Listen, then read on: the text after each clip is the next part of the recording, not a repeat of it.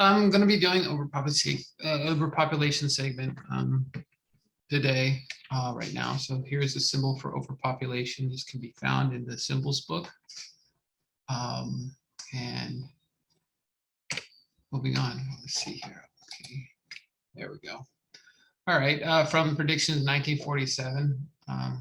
Now you might notice that I'll be reading the same prediction during the segment, just like the symbol, because I think it's very important. As already said, if the population of mankind continues to increase, if overpopulation rises immeasurably, and will already number 10 billion in 2030, then all the waters and soils of the earth will also be poisoned and polluted in a life-destroying way, as will all of nature, its fauna and flora, so also its forests, floodplains, fields, moors, inland waters, seas, and rainforests.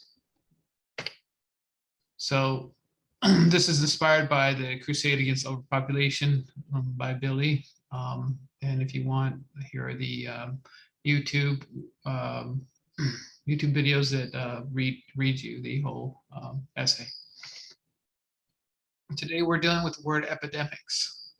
As we know, we've been going through an epidemic for some time now, but here we go. Definition of epidemic, also epidemical. Adjective, spreading rapidly and extensively by infection and affecting many individuals in an area or a population at the same time. Widely prevalent.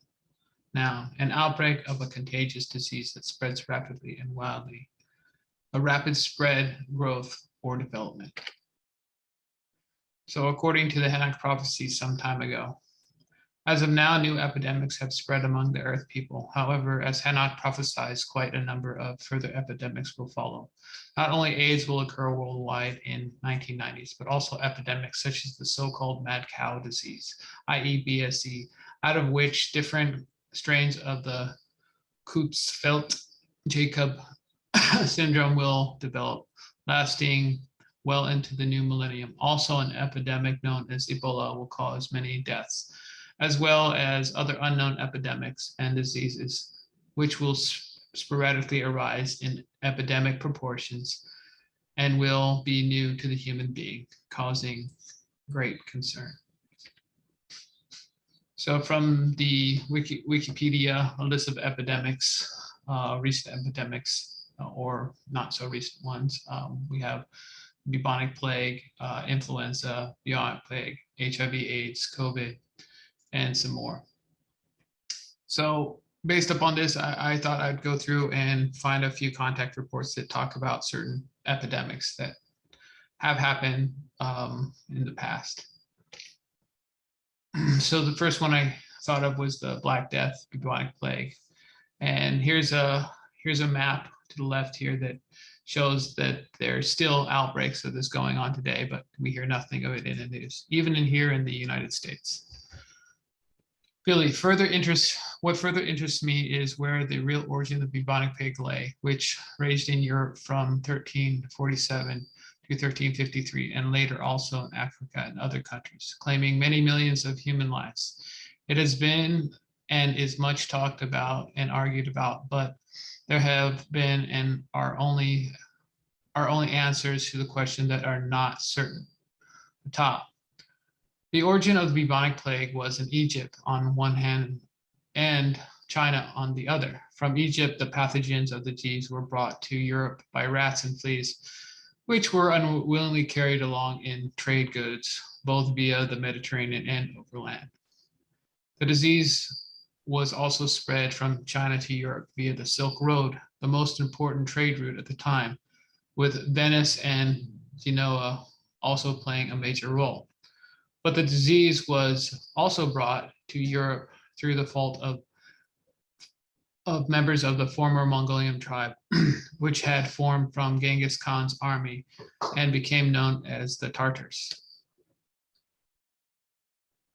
And about 100 years ago, about 100 years after the outbreak of the plague in Europe, the disease had also brought to Africa by a Chinese expedition, and in the 19th century from Hong Kong to the United States, India, and South America. Billy, it is not known to me that the Tartars were in Central Europe where the plague raged. So I do not understand how the disease could have been brought to Europe by the Tartar hordes. Ptah, they besieged the town of Kaffa in 1347. Billy, Kaffa, is that the old town of Kaffa in Crimea in the Ukraine, which was a trading base of the Genoese traders in the Middle Ages? Yes, the city was besieged in 1347 by the Tartars, in whose ranks the plague had broken out. The dead who died from the plague were hurled over the high wall into the city with catapults, whereupon the plague also spread quickly. Those human beings who were able to do so fled the besieged city and remained unmolested by the besiegers, who did not want to come into contact with the refugees because they thought they were infected by the plague. So the refugees reached the sea unhindered and fled by ship to Italy and Sicily, from where the plague could also spread and reach Central Europe. A number of circumstances must therefore be taken into account in relation to the outbreak of the bubonic plague in Europe. Billy, a rather inhumane way of dealing with flinging of plague deaths into the city. This was common practice at the time, to hurl contaminated dead human beings and animal carcasses into the besieged towns and villages and settlements, so the epidemic would break out. As a result, the plague also spread very quickly to Kaffa through such action. Billy, so the plague servants not only had to defend themselves against the besiegers to the outside world, but they also had to collect the plague dead in the town every day, load them into the cart, and bury them in a free place in the town, in the so-called plague pits. Billy, this is how it really was, or Ptah, this is how it really was. Contact report 532. Then rabies. So recently, Switzerland ended rabies epidemic by dropping vaccinated chicken heads from helicopters. So that's pretty cool. And here's a little image of one of the posters they had up for that rabies at the time in Switzerland. Billy, then again, something about the plague. Recently, rabies, of which there are two types, is said to be approaching from Eastern countries, which is little or not known at all to the population. There is so-called aggressive rabies, in which animals, unfortunately, sometimes humans as well, are extremely aggressive, scratching and biting around, whereby the disease is dangerously transmitted to other animals, but also to humans. If they have the bad luck of being attacked by rabid animals. Apart from this form, the rabies, there is also a so-called silent rabies, which is perhaps even more dangerous than the aggressive form. This is because animals affected by this type of rabies, such as dogs, cats, and other critters that live or roam as pets, become lamb-like, flattering and cuddly, licking people's hands and faces, etc., which infects them with rabies.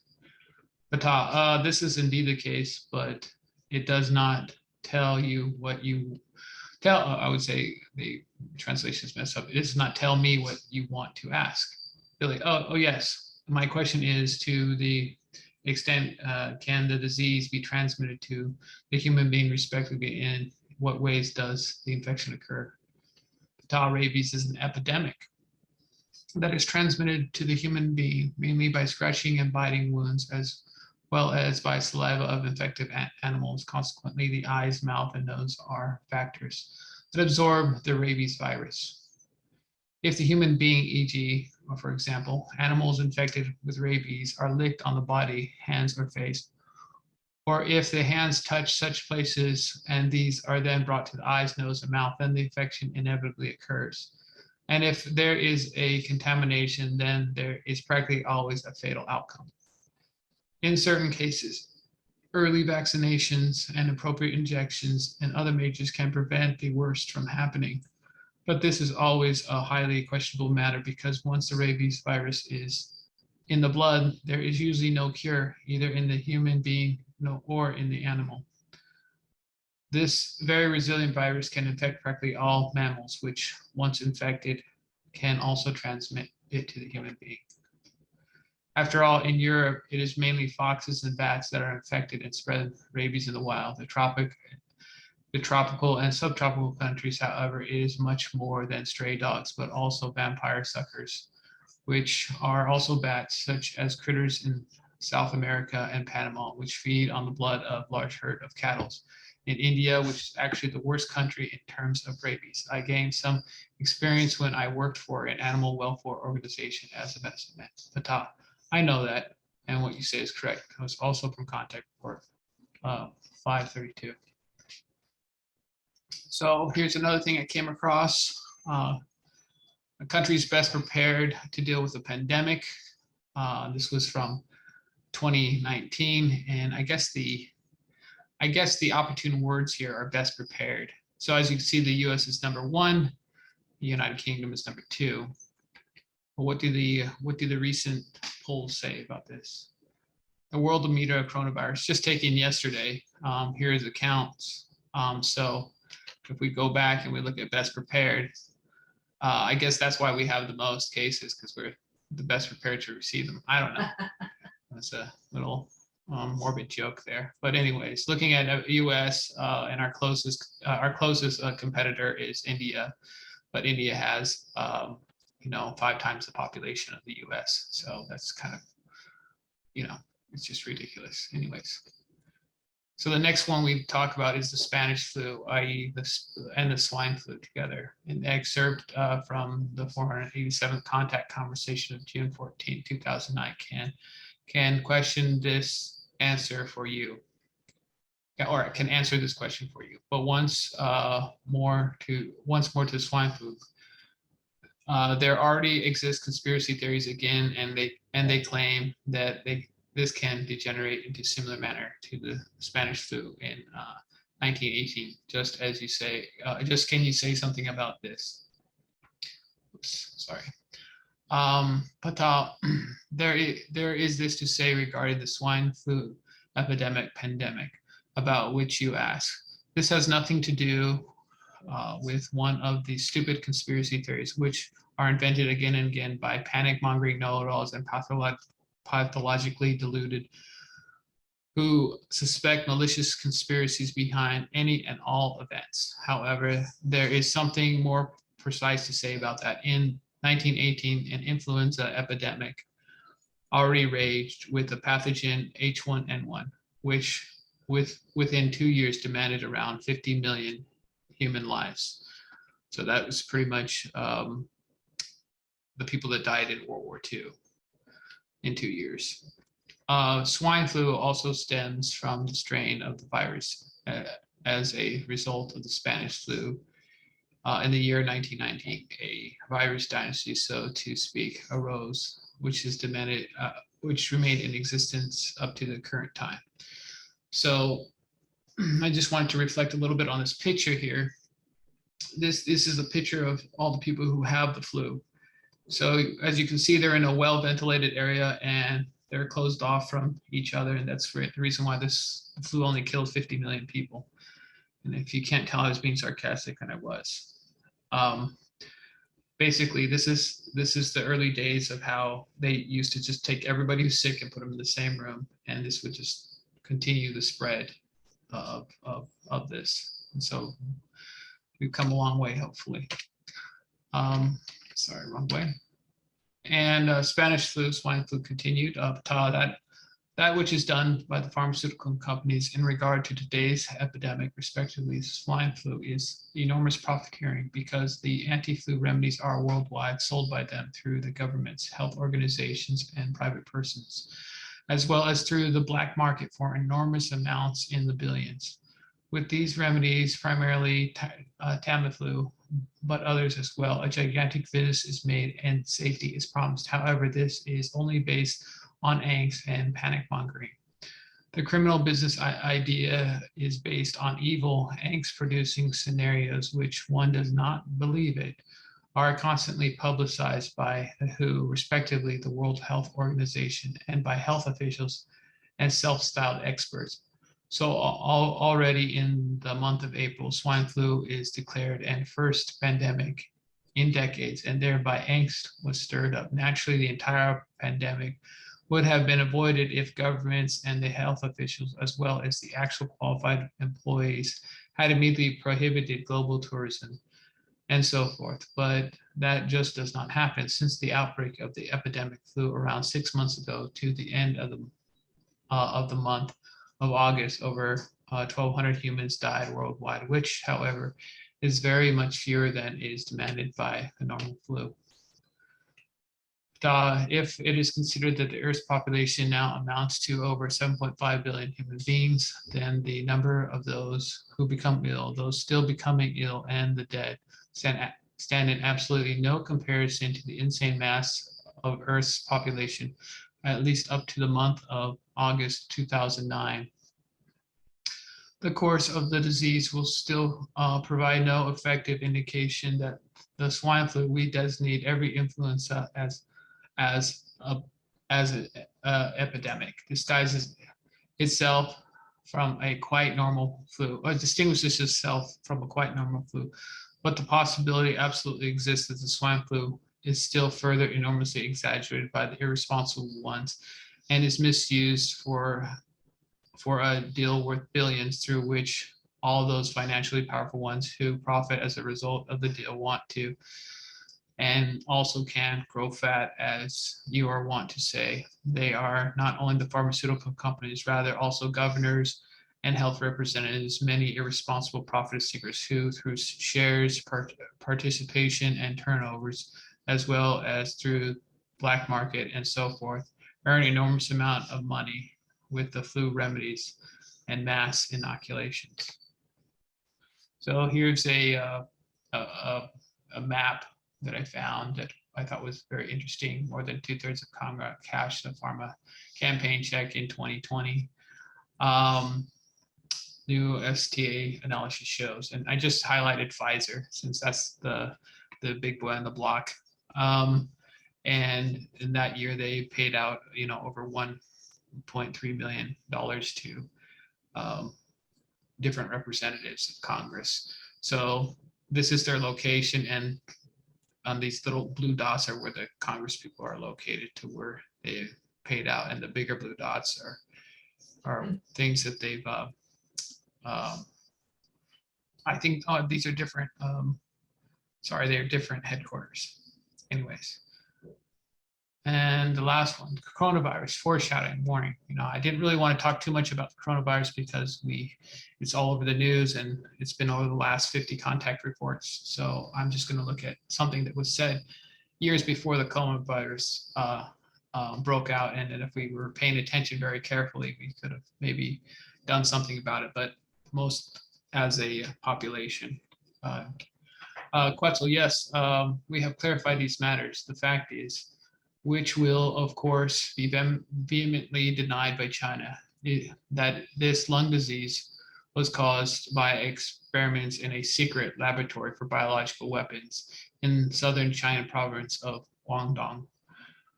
The pathogen is a coronavirus mutation that was released in a laboratory accident and transmitted to humans. Billy, the newspapers are talking about a plague, an epidemic. Does this term correspond to what the disease is? Quetzal, no, it cannot be spoken of a plague or an epidemic because for the time being, despite the virus mutation, it is actually a disease. However, there is a risk that the disease can quickly become uncontrollable and spread if rapid and contaminant measures are not taken. If this does not happen, then there is little that can be done to counteract the disease. The whole situation is made worse by global tourism and trade in goods, which can spread the disease worldwide. It will probably have dire consequences and become a disaster if nothing decisive is done, and if a drug is not soon found that can cure the disease or be effective as a vaccine. So there was a reference to this in some of the recent contact reports that Bata saying, well, when they found this out in I think 2006, then if they were to really examine what was going on, then they could have made a lot of headway with the vaccine, but they didn't do that. Quetzal, there is a very good chance that the whole thing will take on bad forms or end quickly. Then there's a lot to be expected in this regard. So that was from 341. And that's the end of my epidemic presentation.